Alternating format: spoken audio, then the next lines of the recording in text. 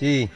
আমরা আব্বা ধানটা লই যাইতেছি গাদা মুসলমান হরাইবে বেড়া দাহানটা লই যাইছো দাহানটা তো পানি দেওয়া হয় না তা দিয়ে লই আনালে কাটতে গেলে যে চামড়া ঝুলে থাকে না সেটা তো কেমন কি হইবে না আগে তো পানি দিয়ে ক্লিয়ার করে লই এ সামরা